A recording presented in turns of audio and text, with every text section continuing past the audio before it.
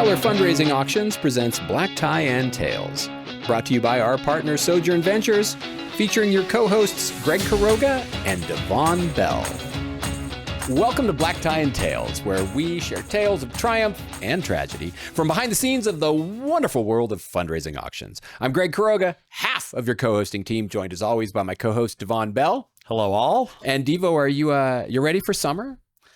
I am. I'm ready for our slow season of auctions, and I'm ready for some wonderful summer travel. You travel. I like your. I want to have your travel schedule because you travel quite a bit. I know you're a fan of the Vegas. But do you go to Vegas in the summertime? I'm going to Vegas in June. So technically, yes. Then yes, I am. Did I just out you there? I feel like I outed you there. Vegas? Whatever do you mean? I think we'll be. Our travel schedule is a little limited this summer, but I think we're going to spend some time in Portland. I like Portland. I love Portland. Portland's a lovely town. Like California, it's half ruined, but still wonderful. Yeah, sure. Yeah. And Portland, one of the nice things about cities that have room to expand geographically, the rents are affordable for restaurateurs. And so one of the things I found in Portland is that we get more restaurateurs who are doing experimental, and by experimental I mean gluten-free and dairy-free, so my wife can eat there. Yeah. And so there are some amazing restaurants in Portland that I don't know if they ever would get greenlit in San Francisco. Yeah, you're absolutely right. And of course, with regards to that, Portland has their whole urban growth boundary thing, sure. And that leads to a whole set of issues. But you're right. One nice thing is that you get good restaurants, not all clustered downtown, but spread throughout the city. Yeah. And restaurants like Bastion, shout out to Bastion. If you're ever in Portland and you want a meal that you wouldn't know was gluten and dairy free, Bastion's amazing. And one of the things about our job is that sometimes we get to travel for work. We get to go places and do cool things. And I know that you still have I've got one event left. It's a travel event. You've got a couple events left, including a travel event. And on one of your events coming up, you get to go to Sun Valley. And isn't like, what was it like? So do you fly into Boise and then drive? Yeah. And I know you do some Sun Valley events as well. And the natural landscape on the drive from Boise to Sun Valley, and then I usually try to make a point to go drive somewhere pretty and check it out while I'm there. It's like an 11 out of 10 for beautiful. Oh my gosh. I think part of it is that, so to get to Sun Valley, you fly into Boise, which is a big, huge, flat plain, basically. And then you drive through a little bit of hills and mountains and go through another valley system, plain system, to get to basically the road that leads up valley to get into Sun Valley. And as you're driving up valley to get into Sun Valley, the Sawtooth mountain ranges start to elevate around you and start to appear. And there's a lot of hyperbole in the world, especially when it comes to naming technology companies or clothing companies or that kind of stuff. But the Sawtooth mountain range is appropriately named. There you go. Aptly named Sawtooth. It is just phenomenal. And I'm with you. And one of the things that I've learned when traveling for work is to ask the people who live there, what should I do? Oh, absolutely. I'm a huge fan of, when I travel, I ask locals, where do you eat? Yeah. Where do you eat? And after a while, you'll hear the same name a couple times, and then you know you got something. Yeah. So my son, wife, and I used to go do the whole Sun Valley thing. If not every year, like every other year, we would go up there. And one year I had the foresight to ask a local, like, so, hey, what should we do? Like, we've got time this one day, because the Sun Valley, my experience used to be we would get there Wednesday or earlier, but I had responsibilities Wednesday evening, Thursday evening, big auction Friday, and then another responsibility Saturday evening, right? It wasn't all just vacation. It was workation is what we called it. But the Thursday or the Wednesday, but there was time to go do stuff as a family, or if we got there early, like so on Tuesday, for example, and somebody was like, Redfish Lake. I did the same thing. I went to Redfish Lake. And And Wow. Right? Like we Yeah. like to think we have the copyright on natural beauty in California, right? Like we pat ourselves on the back so hard, right? We've got redwoods, we've got the leading edge coast. Have you seen Tahoe? Right. And it is all beautiful. And if you've never been to Tahoe, go to Tahoe, right? And if you've never stood on the cliffs overlooking the Pacific Ocean on a perfectly clear evening when the sun is setting, then boy, do I have a recommendation for you. But also in that same vein, if you've never been to Redfish Lake, like go to Redfish Lake. And I think it's part of the honor of what we get to do, or what's humbling about what we could do, is that we get to go to these places and help support these causes and meet these people and experience lives and lifestyles that are radically different from that of our own. Yeah, absolutely. And I have found that getting out there and eating somewhere where the locals eat and going and seeing a local attraction, like kind of trying to immerse yourself as much as possible in the place. It helps with the fundraiser. It helps get the vibe of the people and the place, that kind of thing. One of the things I try to do is I'll read through the catalog, and if there is a particular chef who's come up year after year after year, I'll go see if I can eat at their restaurant. Great idea. Right? Great idea. And sometimes, like, there was an event I used to do in Portland, and I'm going to forget the name of the chef. This is pretty bad, but I went to his restaurant, and this was early on in my career. It was the night of the opera, and his restaurant was the one across the street from the opera. So I show up, and the place is packed with people in black tie and cocktail dresses, all getting ready to go. And I'm catching the tail end of the madness. And I walk in, and Chef recognizes me, and he's like, "Greg, it's so good to see you. Come on in." And I had that moment of, oh, that's why people pay for this. Right? That's why the auction lots we sell hit, because that having that relationship, being recognized by that chef, walking into a crowded room, being recognized, being immediately taken care of, that was really freaking priceless. It's a perfect example of what you taught me, which is that people and relationships, experiences, things. Right. And so is it vasectomies? Vasectomy, even lower. Vasectomy singular, let's hope. It's so wonderful to go to a restaurant and have a special dinner. It is so much more wonderful to have the chef come to your house and go, "I'm going to make this dish that you like," right? Yeah. He didn't come into my house, but totally. Yeah. And there are we have great travel experiences. I have a bad one, but let me let's talk about good travel before we get to the bad travel. Black Tie and Tails is brought to you by our partner Sojourn Ventures. If you need international travel in your auction at a reasonable consignment price, check out Sojourn Ventures. They curate trips to Bali, Spain, and now they have 3 options in Italy. They have Venice, Yes. They have Cortona in Tuscany, and they have Puglia in Salento. And my last auction, we actually just sold Venice and Spain. Excellent. All of these trips have reasonable consignment prices. They offer ways to curate your packages. They have they have a menu of things that you can choose from and say, "Oh, I want this or that." Or if you want to do something specific, you can do that as well. You want to have an in-home dinner, great. You want to have wine tastings in the Tuscan countryside, they can set you up. Your buyers are going to enjoy top-level concierge service, plus 2 full years to redeem their trip, all at reasonable consignment prices. Just check out sojournventurestravel.com or look for the link in the bio of this podcast. Now, one of the things we get to do is travel for work, right? Sometimes we get to go to places and experience things. And sometimes I tell people I don't live the life I sell. Right? Like not for the most part. No. Yeah. I'm not spending $300,000 on an auction lot, right? Let alone 15 or 20. I was just going to say $300,000. I'm not spending $8,000 on dinner. Yeah, exactly. But I am exceptionally skilled, as are you, at getting other people to spend $8,000 on dinner. But I love or 12. Love traveling. Do I hear 13? Love traveling for work. Love the opportunity to go and visit new places and meet new people, and oftentimes get to stay places I otherwise wouldn't, right?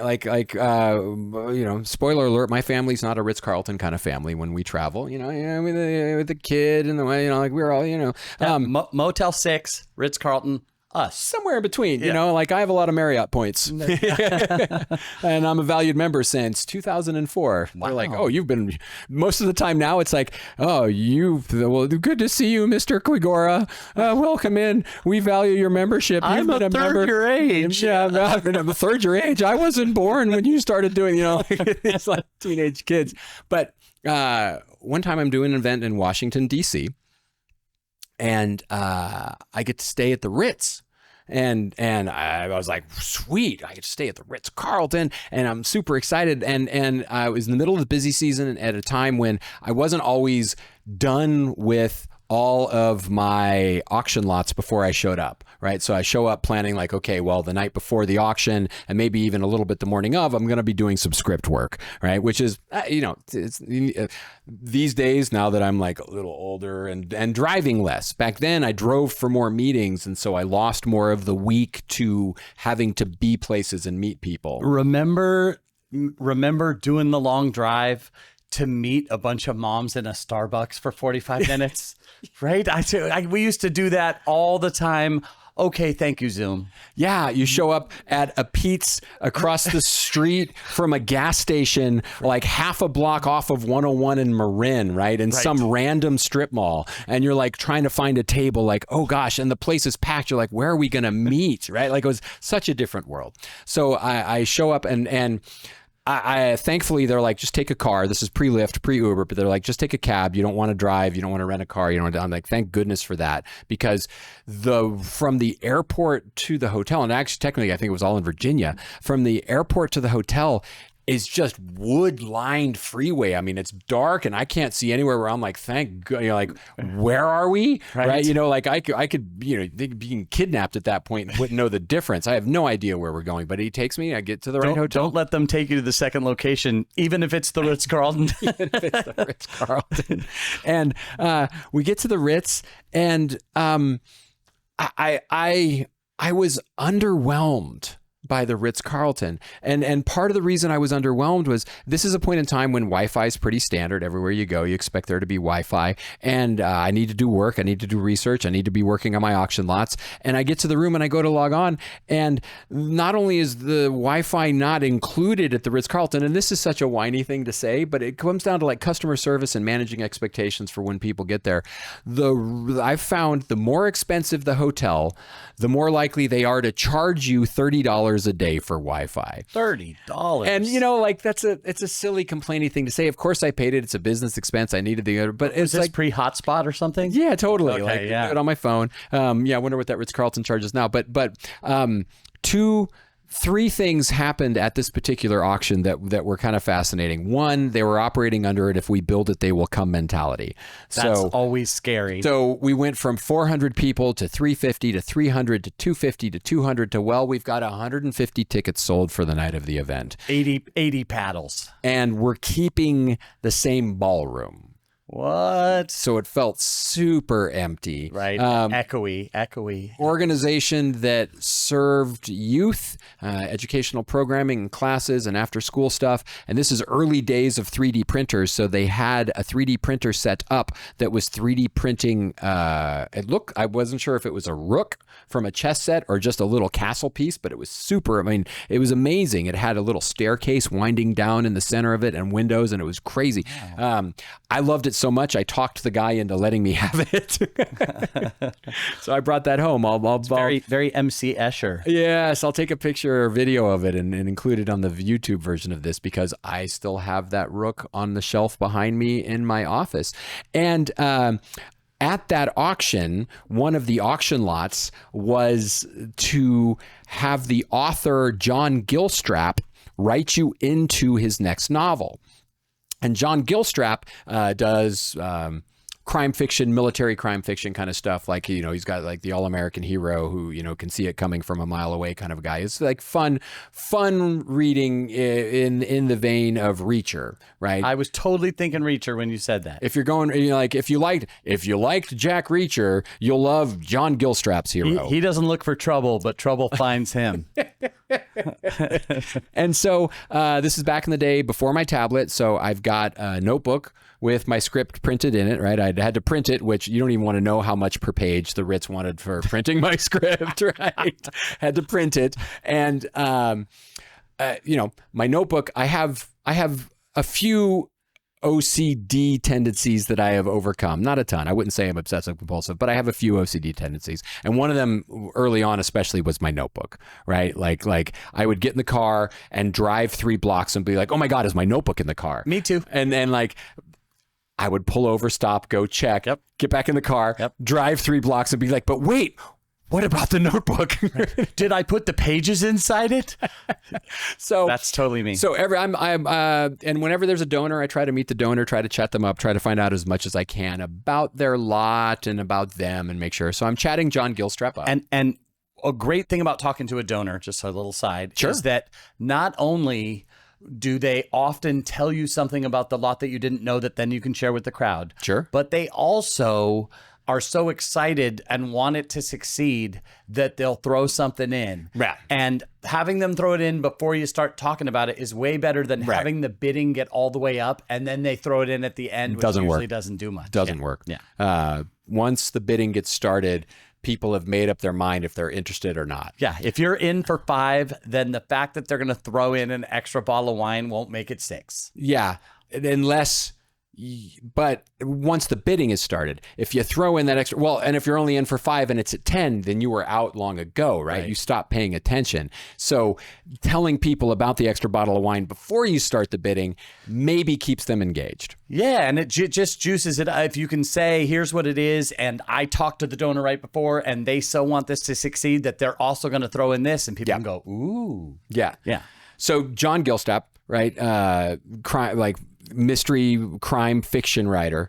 People are like, oh, well, let's get a picture of you and the auctioneer together. And, blah, blah. And so I set my notebook down, right? I know. I've done it. And walk away from it, right? And I take the picture and I'm all smiley with John, but the whole time I'm like, what, I keep checking it, right? Your eye. That corner of my eye, like, where's my notebook? Did the waiter take my notebook? Where's my notebook? I need my notebook. Please don't touch my notebook, my notebook. And so as soon as we get the picture, right, I try what I think is very casually and calmly walk around the table and pick my notebook up again. And John doesn't miss a beat. He's like, okay, man, what's in the notebook?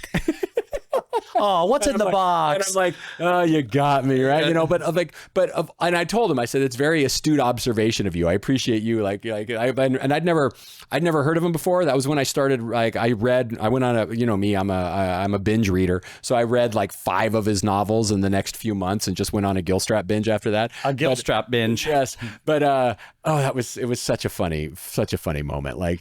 He just so no one else in the room has ever caught it before, has ever noticed, but he was just like, I have forgotten my notebook on the lectern after the auction was over. Sure. And then it doesn't matter. Right. Yeah. Fine. Yeah. Whatever. I've left it a bunch. I'm like, well, somebody's going to see how scripted I am. Time to buy a new notebook. Yeah. But before the auction, white knuckling. And then when I switched to the tablet, which I love my tablet. I switched to the tablet, there's a certain level of expectation, just kind of you're not going to lose a tablet, right? You would have to try to lose a tablet. Let's hope not. Yeah. And if the tablet fails, which it's done, I've had a tablet. But you emailed yourself the script for your phone. Everything's in the cloud.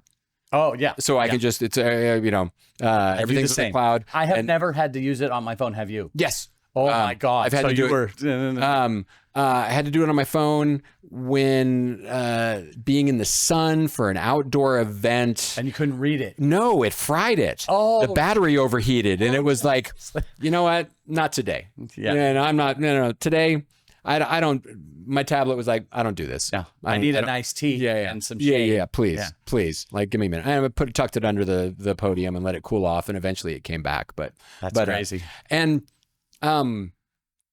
It is part of the reason we touched on pros versus volunteers with Michael 3 episodes ago, and for spotters, you mean? just anything, like for pros versus auctioneer too. volunteers, and yes. for auctioneer as well. Yeah. And I think one of the things that people don't take, we're just going hodgepodge, potpourri, summertime, so like a little bit of everything. It's summertime, some summertime. One of the things that, like, being a professional gives you experience, and people don't understand sometimes what experience means in terms of, like, oh, sure, you've sold lots of lots, but also, oh, sure, you've been on stage when things have gone well. Yes. And you've been on stage when things have not gone well. Yes. And yes. And the to have things go wrong or not go as well as you're hoping. Like you talked on the last episode about how at the end of an event, if anything has happened, we want the crowd to not know about it or have felt it. We agonized and overthought everything. And then if you were to, right, and it's disaster after disaster. And hopefully if you asked someone in the crowd, they'd say, I didn't even notice. Didn't notice, right? And so, we hope that any issues with catering are limited, that any issues with, AV going out or anything else. But when it happens to us, like, part of being a professional is being prepared to handle a situation like that in the moment without freaking out so I just did an event this past week where we were outdoors, and the previous year there's too much sun on the tables. So what's the logical reaction? Put up umbrellas, right? And they said, from the stage, you can see under the umbrellas. I'm like, yeah, from the stage, I can see under the first umbrella. Right, maybe the first 2 rows. Right. Yeah. But once we get past that, now we're into the realm of, they can't see me, I can't see them. Right. So we came up with a plan on the fly of, as soon as there's no sun on an umbrella, take it down. Okay. Right? So gradual, like waves of umbrellas. Waves of umbrella coming down. Right. Blah, blah, blah. Fine.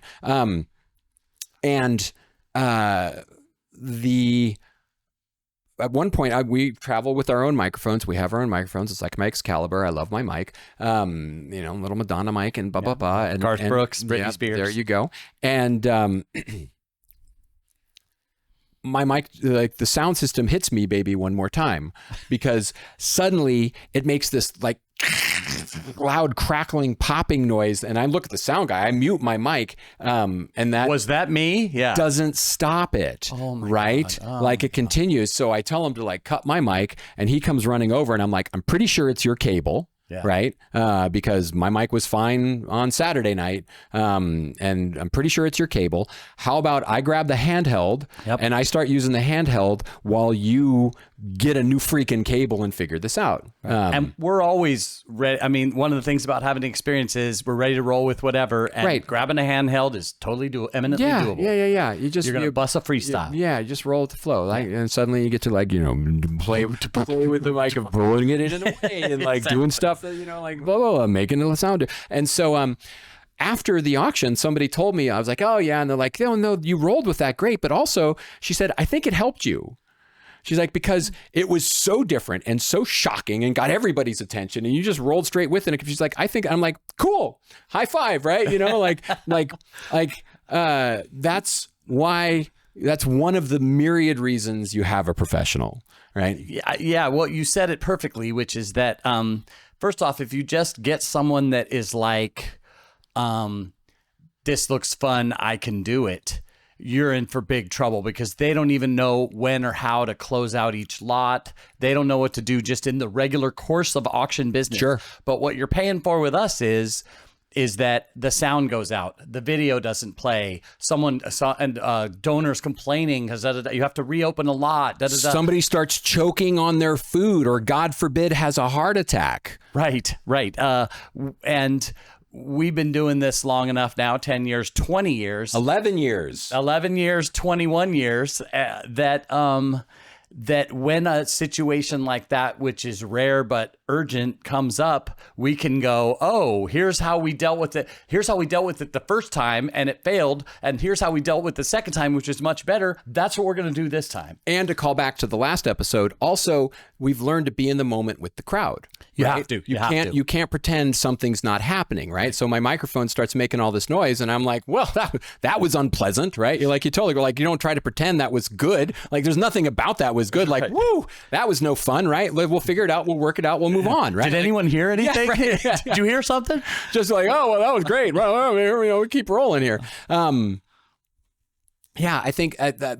So I worked with an organization. They did like a small auction, like 5 or 6 lots in a fund to need. And they're thinking about going fund to need only. And they're like, well, if we're going fund to need only, we want to save the money and not pay you. Right. And I'm like, okay, I hear you, and tell me how that goes. Yeah. No, it gets better. Okay. Because they said 2 of our board members want to do the fund to need. I said, okay, great. And then they asked, would you train them?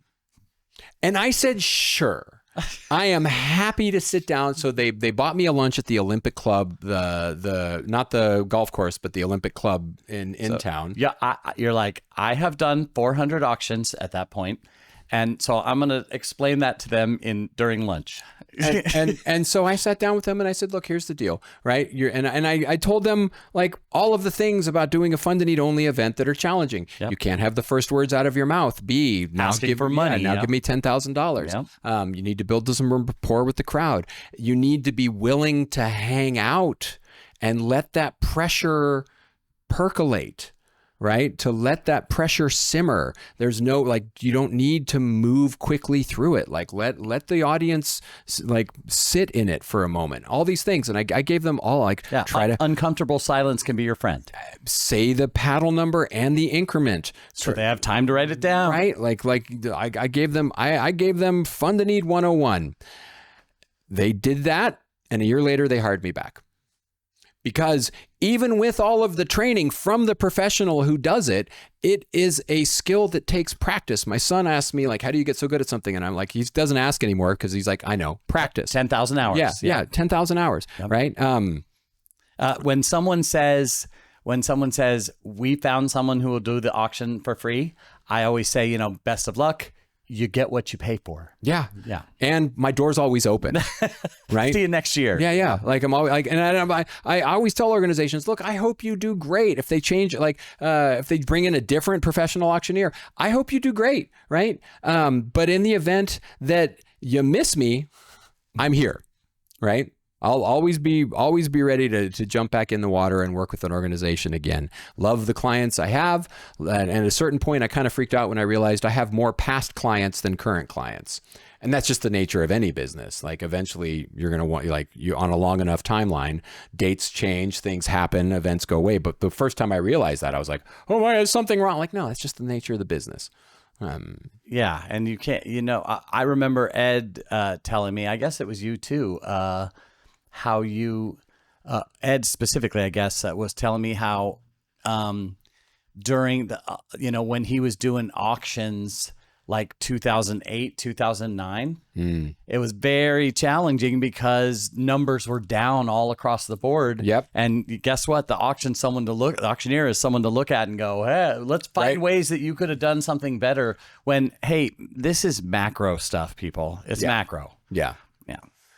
It's interesting because we're kind of there again. We're getting there. We're kind of there again. Get worse before it gets better. Who knows? Yeah. I am not an economist nor a legal analyst, but I can say that this year feels a lot like previous years of economic pullback when the tide is pulled back, or economic uncertainty for sure. Yeah, the donor class looks more closely at their portfolio than they do at their income. Yeah. And so this year feels a lot the same. And this year, I think one of the takeaways is, and it's kind of a random takeaway to arrive at from this conversation because it has nothing to do with everything other than the last thing. But if your event raises as much money as you did last year, you're doing great. Right? The same as last year, or maybe a little more. This is not the year to be aiming to set records. And if you are setting records, hallelujah! Like your crowd is amazing. They're totally committed, right? Well, and it's time, and if you did do better in this environment, it's time to really look at what you did this year, because that's your jam, yo. Like, you just learned something about how to run your event. Yeah. That's great. So that gave me a bunch of ideas about things to talk about, but I don't want to try to bring them up at the end of an episode, because I think that what we should do is say, okay, next time, let's talk about getting started for fall. Okay. And talk about some of the best practices or secrets for soliciting auction lots from a crowd in an economic environment like this. What you mean, the Zamboni story and the quarry story? We're not telling the Zamboni and the quarry story. No. We're telling different stories this time around. But if you haven't heard the Zamboni or the quarry story, we'll happily tell you. Stay tuned, listener. Stay tuned. Trying to think if there's any other takeaways. No, well, I have one more. Okay, please. It's a Ritz Carlton. Okay. I was traveling and staying at the Ritz Carlton, which is not my usual. Sure. And when I was checking in, I told the front desk person, I would really love as high a floor as you give me, because I like the view. And I would love a bathtub, because after the event, man, I'm just going to soak in a bath and relax. I've heard you like to spend some time in the water. I am a bit event. of a bather, yes. And I slipped the front desk person $20. All at once? Which is in ones. Don't spend this all in place. And it may be that $20 is a slap in the face to the Ritz-Carlton ilk, because she put me on the ground floor. Not only no tub, but a big ADA railing plastic thing, like shower. I think, like, I got your $20 right here, buddy. Yeah, so totally. He's like, keep it. You need this more than I do. First time at the Ritz, is it? Anyway, there's my little aside of the Ritz Carlton. That's hilarious. That's a great note to head into summer on. So thank you, listener, for joining us on this episode of Black Tie and Tails. We appreciate you. As always, you can find us on Apple, Spotify, Google, YouTube, or any of your other favorite podcast distribution channels. You can also find us at blacktieandtails.com. Join us next time when we talk about getting ramped up for the fall season. But until then, subscribe, smash that like button. Hit that like and subscribe button, and have a good summer. And remember, no matter where you go, use your powers for good when you get there.